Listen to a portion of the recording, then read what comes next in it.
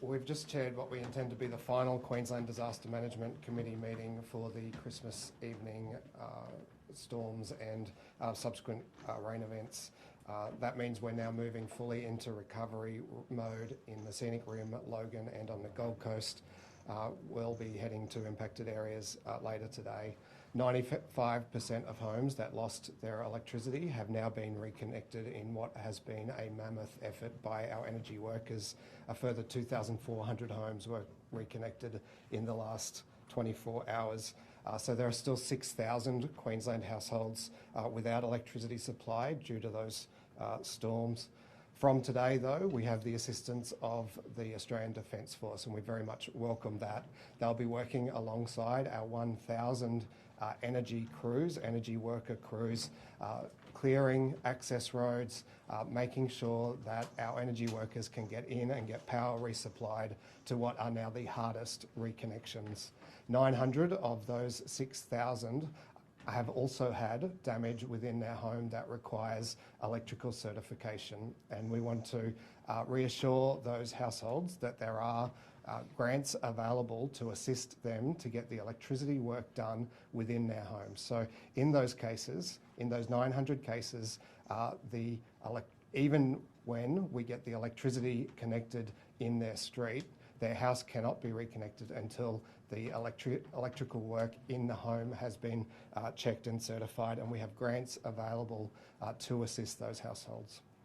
We are also today announcing that we will forward $1 million to each of the 3 affected councils, so that's Gold Coast, Scenic Rim and Logan, for them to draw down for immediate clean-up work. We know that there are still many homes with trees down in their yards. While we've cleared roads, in many cases there are still trees down on the side of those roads, and this $1 million is so that those councils can do whatever they need to do to get those trees cleared, whether that's bringing contractors, whether that's pay overtime, whatever they need to do to get those trees cleared. We're particularly conscious that we could see more storms in the same area in coming days, and so it's really important that we get that cleanup work done just as quickly as we can. As of yesterday, 75,874 people have applied for grants in the southeast, and 22,894 of those have been approved. Similarly, in the far north, we've paid $4 million in payments to 24,999 people. To put that in perspective, we are now processing more grant applications for these 2 events than we did for the Brisbane weather events last year. So this is a very significant event, very significant number of grant applications being processed, and I want to shout out to the public servants who are working so hard to get through more applications for hardship grants than we've ever experienced before. My plan from here is to visit the Gold Coast and head to Cairns, and then tomorrow spend some time with the communities affected in the state's far north, including Wujal and Dagara. I might ask the disaster coordinator to go next. Thank you, Premier.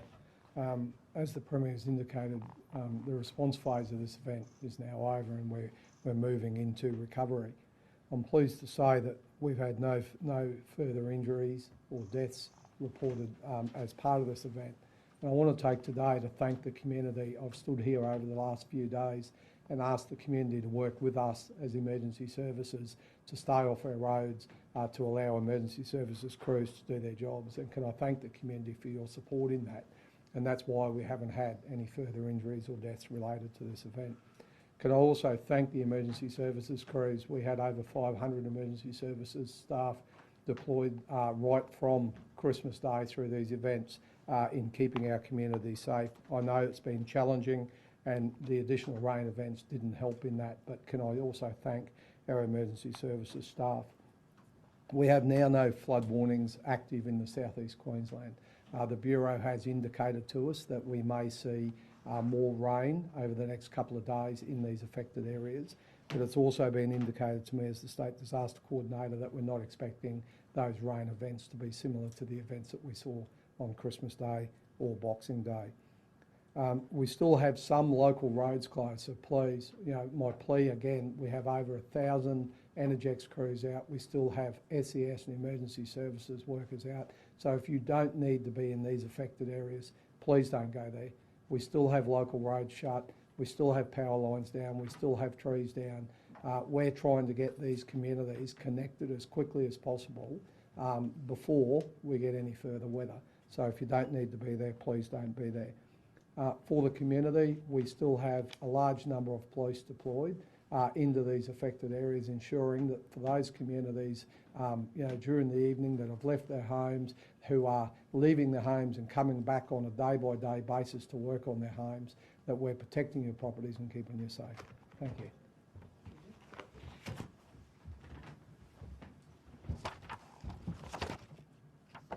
Good morning. Today we're able to deploy 33 personnel out on the ground into the Upper Coomera, Tamborine and Cedar Vale region. Their primarily task there is to provide mobility support, so clearing of trees and debris for the energy crews to enable them to provide or reconnect power to those communities that are impacted. We are hoping we'll have another 20 people on the ground from tomorrow. That will get us up to 50 people on the ground for up to 7 days to support the state government in their emergency response. Thank you.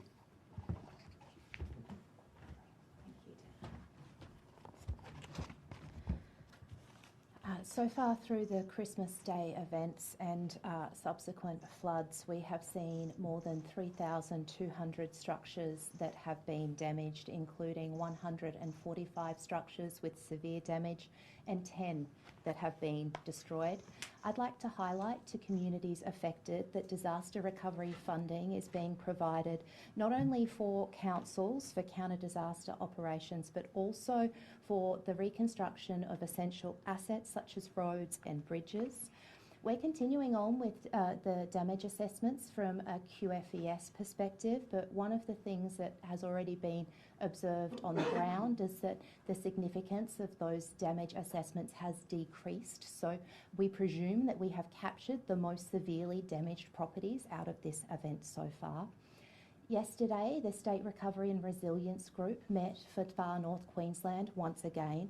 That's a group of all affected agencies, Directors General, along with the Queensland Reconstruction Authority and local government representatives that stay on task with the right direction around what we need for ongoing recovery in the north. With the finalisation of the disaster emergency group here, we'll activate the State Recovery and Resilience Group also for the events of the southeast. I'm heading to Far North Queensland later on today, and I'll be getting to communities that are very isolated in the far north, visiting again the community of Cape Tribulation, getting on the ground in Dagara, and also visiting Wujal. In positive news, we're seeing progress through Wujal continue, and the muck out of Dagara is commencing today with our rural firefighters up in Dagara, supporting the community in doing that work. Getting to those communities has been exceptionally challenging through the road network being destroyed, and also through the water with sandbars that have emerged. So although the reconstruction of those communities has been, I'm sure for locals, feeling like it's been painstakingly slow, we want to make sure that we're working with what we've got in those communities. We've cleared the road into Wujal, but it has weight capacity limitations that are on it at the moment. So we want to make sure that in the recovery work that we're doing, we're not pushing that infrastructure to the point where it breaks and we're back to square one. So while we're recovering those communities, we're doing it in a very systematic and strategic way to make sure that we are working with what we have on the ground and supporting local community members along the way. In terms of fire and rescue and SES, I can report that we have rotations happening on the ground in the southeast corner right now, which mean more SES personnel that will be in communities. They've received over 5,300 calls for assistance during the southeast Queensland event. They have 360 jobs outstanding. I'm imploring locals, if you haven't logged a job with the SES yet, if you've got a tree down that is blocking your drive, if you've got your roof that needs to be sheeted, if you've got those issues that are happening at your property right now, please contact the SES because we have boots on the ground right now who can support locals who are in vulnerable positions. The SES phone number is 132 500, that's 132 500, or they can log a job on the SES Assistance app. I can also report that our hardship payments, personal hardship payments, are being progressed at a rapid rate. As the Premier reported, we've seen more applications across the events than we have through the Brisbane flooding event last year. So we know that there is a significant amount of people through the community right now that are in need of assistance. And the phase that we are at now with both of these events in the far north and also here in the southeast is a point where we're moving from relief into recovery. So I implore locals to get in contact with us. Don't make presumptions around what you could be entitled to with community recovery, with financial assistance payments. Please reach out to the Community Recovery Hotline. You can do that online by visiting communityrecovery.qld.gov.au, and or you can do it by calling our Community Recovery Hotline as well, and talking to people around your specific circumstances to make sure that you're accessing all of the eligible support that you are entitled to. Thank you.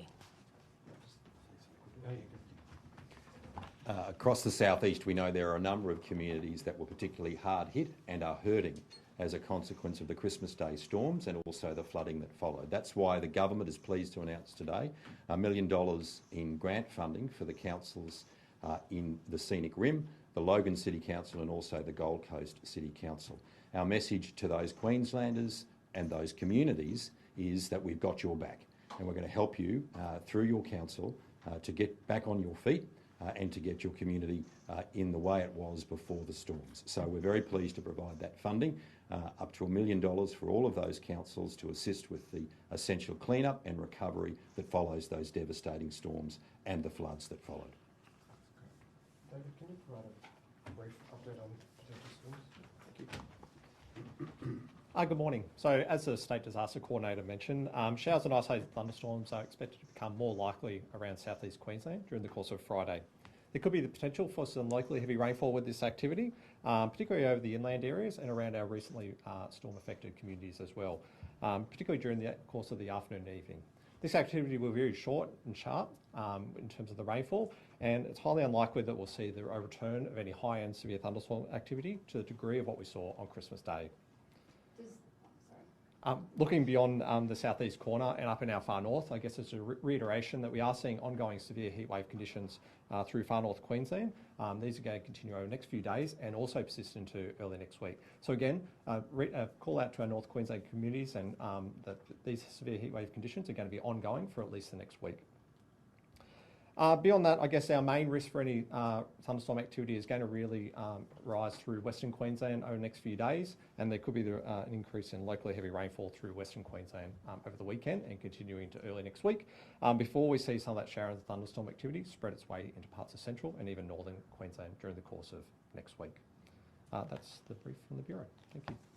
Just while you're there, just with that weather forecast, given a lot of areas are so saturated already, even if the rainfall is not as high as a few days ago, like what impact would that have in terms of flooding?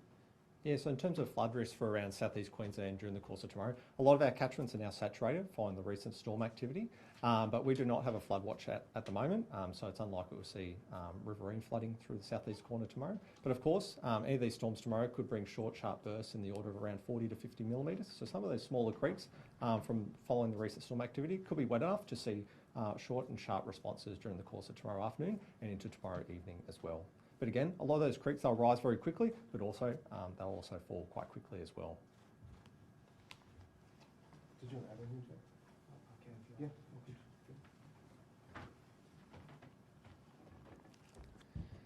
So, look, firstly, I've been out on the ground, I guess, for the last 3.5 weeks And I would like to acknowledge our amazing emergency management services, police, councils, the community, to see what they've done and the hurdles that they have been thrown, and to see them continue to push forward has been absolutely inspirational. And I've seen members of council who have almost been on the verge of tears, but because they couldn't do more.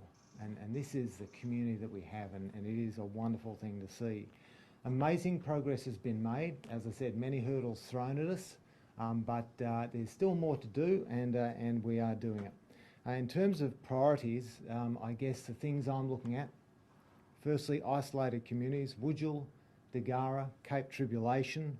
They have vulnerable supply lines, and so we need to manage that very carefully, as the Minister has spoken to, and noting that it was only open from the 28th of December. So this is very careful. It's got to be quite calibrated, almost a military operation, to make sure we get in what needs to be gotten in, first, second, third, etc. Then obviously the north and south restoration of utilities, and obviously that's been largely achieved in the north, less those isolated communities, and obviously you've heard the wonderful progress in the south.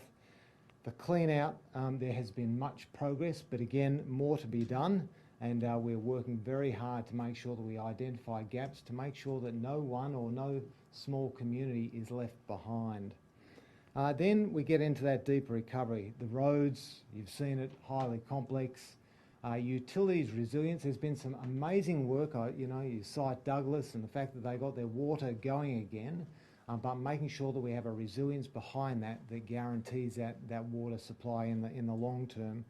And then obviously supporting community on their recovery journey. Each and every person who's been impacted, it will take time, it will take effort, and it will take support, and we will be there with them every step of the way. We are endeavouring to understand the economic and environmental impacts, which obviously have been significant, and understanding where we need to increase our resilience. We are a resilient state. The thing that's made us resilient is because we keep making sure after every event we look at what we need to do to make us stronger, and we will continue to do that. I do want to say that of our people, they are resilient, but at the moment many are very vulnerable. Over 1,000 have gone to get psychological first aid, and so we will continue to work with them. But it's been a tough time, but we will prevail. I just want to acknowledge it is great having two wonderful deputies. We have in the north, obviously Deputy Commissioner Wassing, and in the south, Assistant Commissioner Ben Marcus and the team QRA. We are with the community for the long haul. But in finishing, I just want to say, an amazing community that we have. We will emerge from this stronger. We always do. And thank you. That's all. So just quickly on that figure of 1,000 people seeking psychological first aid, is that in the south and the north? Indeed. So well in excess of 1,000. And having been to the communities, indeed I was in Mareeba just yesterday talking to a couple, and obviously the time has passed. Their house was partially inundated, and for both of them, as they were retelling the story, they burst into tears. It's an emotional thing. What you often see is people are on a high at the start. They've had that emergency, then they're doing work, and then suddenly the enormity of what is ahead of them sinks in, and it's really important. And I really recommend that anyone who's struggling, reach out. Community recovery hubs, community recovery hotline, they are there to help. This is a very normal response. Any other questions? I've got a question about Disaster Relief Australia, the veteran-led organisation. I think maybe Shane might be best positioned to answer it. Yes. This organisation is obviously doing great work. They've been deployed to help with the recovery, but we've heard that they charge councils thousands of dollars per volunteer that is deployed, and for that reason some local councils might be reluctant to ask for that support. What is the value that they add compared to the ADF, for example, who have now been deployed? Yep. So when we did have Disaster Relief Australia deployed for this event, that was through a formal request in the Commonwealth, and Commonwealth have provided them to us in the state, and we aren't charged for that. So they are operating identically to the way our SES operate, identically to the way our Rural Fire Service and now our ADF operate. So the councils are not being charged for that fee. They are a private organisation, both, and if they're engaged outside of the way we engage them, obviously they're a corporation that charges money. But for this event, and that's why we were so happy to get that relief in the first instance from the federal government, and our request that went in was supported. So yeah, it's managed that way. Do you think we needed ADF assistance earlier in the piece? Yeah, I think I've addressed this a couple of times. As the State Disaster Coordinator, what we faced in this event, so we had the Boxing Day and Christmas Day storms. We had, at that stage, it was about 380 emergency services personnel on the ground, ready to be able to clean that up. I was comfortable as the State Disaster Coordinator that we were throwing everything at it that we could, and we had sufficient resources. Through our national sharing arrangements, we sought assistance and got specialist skills from interstate. I spoke about the 86 working at Heights SES that came in from Victoria, the SES that came in from New South Wales. We also engaged Local Government Association Queensland, who provided council-to-council support. So they provided heavy machinery and personnel into the affected councils. And literally a day after that event, through the relief arrangements, we announced CDO, which is Counter Disaster Operation Funding, for council to be able to hire private contractors straight away and get them on the ground really quick. I was very comfortable with that. As the event progressed, and then we had a second event on top, which is our rain event. We had DRA come in, Disaster Relief Australia, and that's the trigger where that discussion went to. Now, can we have some ADF response? And that is the disaster management arrangements of Queensland and of Australia, where we use our resources we have on the ground. We then look at our national sharing arrangements. We then look at bringing in our private contractors through funding, and then we go and get further support from the Commonwealth. And I think it's very good evidence that we have extremely well-practiced and sustained disaster arrangements in Queensland. It's been 10 days since the storms on the Gold Coast. There's still trees inside people's homes. Do you think the response has been good enough? Well, if you look at what actually occurred, we had the first event and we saw, and we had Energex and Energy Queensland reporting 800, 900 power lines down, power poles down. So what we were hearing from the troops on the ground, and I reported this on multiple occasions, we had clean-up crews ready to go. They can't go in and start removing trees while there's live power lines or energised power lines laying in amongst them. So we needed our energy crews to be able to go out there. We heard from our energy crews that it wasn't just about recovering, it was actually about rebuilding our energy network.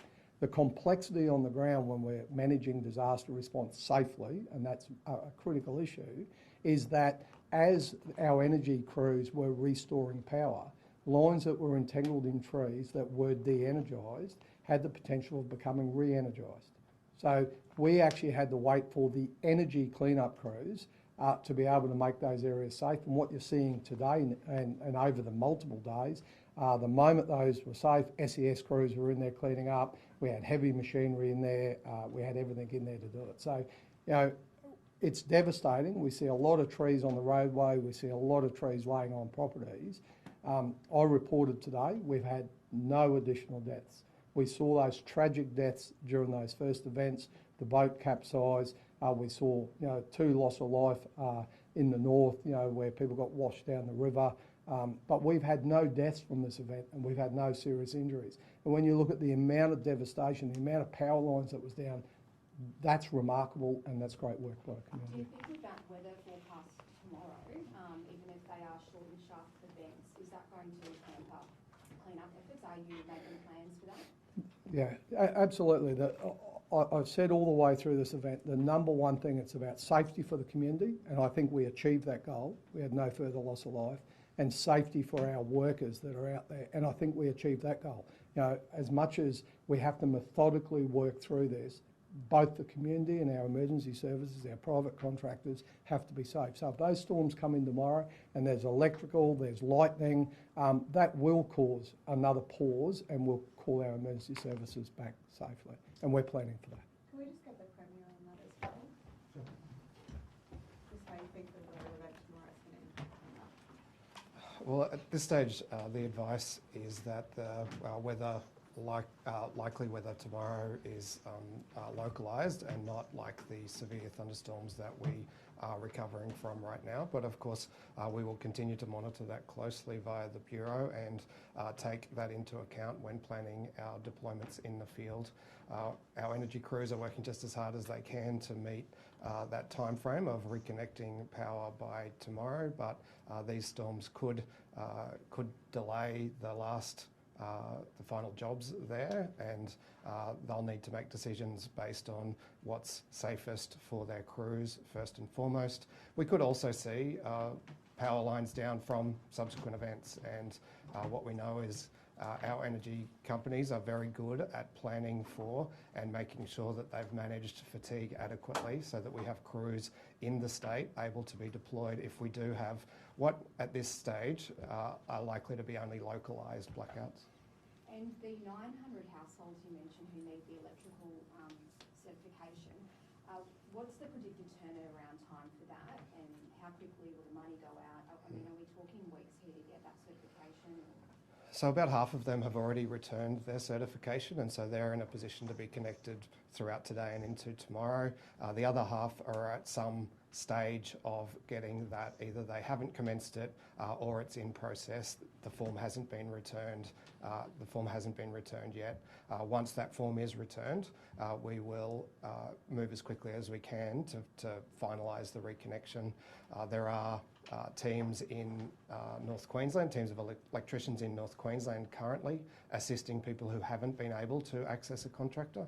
The advice we have from industry at the moment is that in what are pretty well populated areas in the southeast, there are sufficient contractors, but we will look to identify further support there if that's required. What we really wanted to highlight today though is that if cost is the impediment, then there are grants available, and the initial grant is $200 for an inspection. So that means that people who currently have that notice, if they haven't yet secured an inspection, they should, and they should know that there is a grant there available. With the ADF on the ground today, for the next week, how long do you think it will take until we see people with their power back on and all the trees cleared up? So we expect to see most people with the power back on by tomorrow, but the clean-up task, particularly of vegetation, is massive. That's why we have been allocated that Defence Force support for a week, and that's based on what the disaster coordinator anticipates is the clean-up time. But I'm happy to get him to talk more to that time frame. Yeah, thank you, Premier. As we've seen today, there's over 1,000 Energy Queensland staff out already doing that power reconnection today. The clean-up, I'm pleased to say most of the access areas have been cleaned up. We've still got some to go, and that's why we've got the ADF assisting us now. So where the clean-up task then moves to, and you would see where when we clean up roads, all that vegetation gets put on the side of the road. We now have to work with councils to go through and clean that up, and the additional support that's been given to councils today is to assist that, and also to now move into cleaning up those massive trees that we see down in people's yards that were a low priority because they weren't presenting a danger. As our State Recovery Coordinator said, we've got months ahead of us, but what I can say is power will be reconnected. We are on track for that to be reconnected tomorrow. I think it was 94% already today has been reconnected. I think we've got 5 local roads in the area that are still isolated due to trees and power lines down. So we are well and truly on that road. And for the Treasurer, it's early days, but do you have a bit of an estimation on the cost of the state? Well, South East Queensland and yeah, at the top level, of course, this is going to be a very significant event. It's had a very significant impact on specific economies, both in the south and the north of the state. And the Treasury is currently doing economic analysis of the impact that it's had. But I think everyone would know the impact on tourism in the north, the impact on communities in the south means that this will have a very significant impact. I was in far north Queensland yesterday, and just to see the damage to roads and the rail network, the Kuranda rail line, that runs 300,000 people a year, a very important part of the economy of the Tablelands in far north Queensland. There are 61 landslips on that rail line, and so they all have to be cleared. Some of them are very close to sheer drops. That's the same with the road network. Thankfully, we've got 650 kilometres of state roads already open in the far north, thanks to the fantastic work. I can't really speak highly enough of the staff of the Department of Transport and Main Roads, just doing a wonderful job. But this is going to have a big impact on our economy. But I think Queenslanders can have confidence because of the strength of our budget and the strength of our economy. We can recover quickly from this, and the government will, of course, deploy whatever resources are necessary through those disaster recovery funding arrangements with the federal government to make sure that essential infrastructure is restored as quickly as possible. What's the ballpark though? It's like up to 5 billion, up to 3 billion?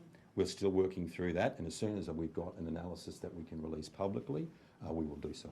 Billions though? It'll be a lot of money, I think it's fair to say. There will be a great investment from the state and federal governments, and then there'll be an economic impact.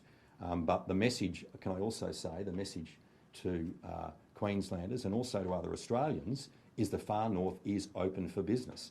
Our hotels are open, our restaurants are open, our tourism operators are willing to show Australians a wonderful holiday and show the best of the far north to them. So we welcome tourists and visitors to the far north. Our airports are open. We welcome people returning. There's been some mixed messages in the south about the damage there. Obviously there's some damage to some roads and some rail networks, but otherwise tourism's open. And so we welcome people back to Queensland. And if you're planning a holiday, you're welcome to visit the far north in particular, and the Gold Coast, can I add, because they are open for business and they are welcoming tourists today, and they will welcome tourists in the future. Is upward of $10 million? No, I'm not willing to put a figure on it yet. I don't think that would be right until... Have you seen early numbers though? No, the Treasury's doing that analysis. I've asked them to do that, and I would really wait for the experts to provide me with the advice before I make any further public comments, but clearly it will have a significant impact. Premier, the LNP says that it's an ironclad rule that a Premier shouldn't take time off during a disaster like the storms that we've seen. What do you say to that? Well, when I was elected by my colleagues to be the Premier of this state, I made two commitments. One was that I would work hard for Queenslanders each and every day, and that is precisely what I have done. In fact, from before I was sworn in as Premier, when I was helping to manage the disaster in the state's far north. However, I also said in that speech that I intended to continue to spend some small amount of time with my young family when I could. And the reason for gazetting leave this week is that it allows the Deputy Premier to be the acting Premier and to take on official duties such as chair the Disaster Management Committee. I am fortunate to have a Deputy Premier that I can trust to take on that role. In fact, I have a large team with great experience who are all able to do their roles. This is not a one-person show. But as I said in that first speech, good leaders spend some time with their family. Of course, I was in touch with the disaster response and the acting Premier throughout the day. I returned the day before yesterday to visit the Gold Coast and work with Mayor Tom Tate down there. I was receiving updates on the weather throughout the evening before and monitoring the situation on the Gold Coast throughout. So there is no days off in this job. I am constantly in contact with the team, but I also have the benefit of a large and experienced team. The Scott opposition leader Morrison may... went to Hawaii to spend time with his family. Do you think that the attacks on him are unfair? Well, I'm in a caravan park on the Sunshine Coast, Lydia. I think it's a bit different. Did you weigh up though whether it was worth cancelling given what a lot of Queenslanders are going through with this weather event? I cancelled that leave. Well, I returned from leave the day before yesterday to visit the Gold Coast, to work with Mayor Tate, to assure myself that everything here was in hand. I was in constant contact throughout the day yesterday. As you know, Marlena, I was on the phone to you at one point. So, look, I am working hard every single day, but what you get with a leader who has a family is the need to balance that and to spend some time with them. And I don't think a day here or there is that unreasonable. The LNP's criticism, though, is that you can phone in, but being on the ground is important for Queenslanders to see, particularly during tough times. Well, I've been on the ground. I've been on the ground in Cairns in the state's far north 3 times since that incident. I'm back there this afternoon. I've been on the Gold Coast, I think 3 times. I've been in Logan. I've driven the road from Jimboomba through Mount Tamborine to the Gold Coast, been at the Gold Coast Disaster Centre, which I helped fund and officially opened twice. I'm here today, I'm on the ground, and can I also note that the Sunshine Coast was the centre of the weather event yesterday, or leading into yesterday. So I think I can very well work hard every day for Queenslanders while also eking out a little bit of time here and there to spend with my kids. So what's the measuring stick though for, I guess, a politician in public life? Is it, if it's an overseas trip, it's a no-go, but if it's a local trip, it's okay? What's the... Oh, look, ultimately, I think that's a question for the judgment of the people of Queensland. What I will keep doing is working hard each and every day, and where I can, spending some time with my family, and it'll be up to Queenslanders to judge whether I've balanced that right. Premier Morrison's trip was different, why? I was just noting that being here in Queensland, where the storms were, meant that I could return at an hour's notice, as I did. That's all. Premier, will you be ordering a review of the parole board, given what we've seen over the last few days with the case for one of Jack Beasley's killers? I'll get Minister Boyd to talk a bit more to this because she's been very closely involved and in contact with the Beasley family. We've only recently received the report of a review into the parole system, and so as a new minister, Minister Boyd will look at that. But I think what we can agree on is that there can be improvements in how they engage with victims and victims' families, and that's what I've asked her to work on and prioritise. Thank you, Premier. Our priority is supporting victims of crime. Victims and their families must come first. I'm expecting to meet with the Parole Board Chair on Monday once I return from visiting affected communities up in the far north, inspecting the flood recovery process that's occurring up there. I'm very keen to ensure that victims of crimes and their families are given priorities. I want to receive that briefing from the Parole Chair first before I make any further comment. I'm also advised, as the Premier mentioned, that a review was completed late last year and following a recommendation from a previous review. I expect the Corrective Services Commissioner to brief me as soon as that is available, and I'm happy to provide an update once that's happened. Is there a worry though, obviously the Jack Beasley case is a high profile, well publicised case. Is there a fear though that there have been other cases that might have been rushed through or haven't been given, I guess, the proper scrutiny when it comes to that? I don't feel like I'm informed enough to be able to make any comment on that. That's why I'm keen to meet with the Parole Board Chair and get a better understanding around the work that they've been doing to make sure that the Parole Board is operating the best that it possibly can. And once I've got that information, I think I'd be in a position to be able to make more informed decisions and commentary on it. Minister, do you know why the Parole Board overturned its decision? I understand that the Parole Board, as I asked them to do, were going away and looking at all of the circumstances in that matter.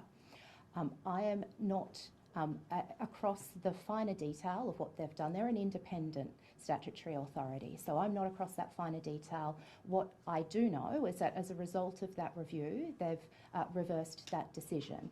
I'm very keen to meet with the chair of the Parole Board to understand the decisions that they make more broadly, the reviews that have been carried out, and also any potential reforms for betterment in this process as well. So that's the work that I'll be carrying out as soon as I return from the state's far north. Don't you want to know the fine details though? The board overturned its decision in less than 2 weeks. You say they're independent. They're also very powerful. Where is the transparency and the explanation of why they overturned their decision? I'll be asking those questions and be getting those answers. I think that my understanding around what they can say in relation to those decisions is very contained. I'll be keen to understand that process more formally and also understand what feedback I can provide as well. What I can commit to is the fact that our government is a government that puts victims first, and that as a minister I will be working to make sure that the Parole Board is making the best decisions that it can to make our community safe. Thanks. Sorry, just on on the really stat have that to wrap you up. said before, 3,200 structures, how many of them are homes? Oh, it's a great question. That's in terms of the southeast, Lydia. Yeah, I understand some of them are sheds, so I can get you the specific breakdown in terms of what was a premises like a family home, and what was a shed, because I believe that QFES will have all of that at its fingertips. It's just not in the papers before me.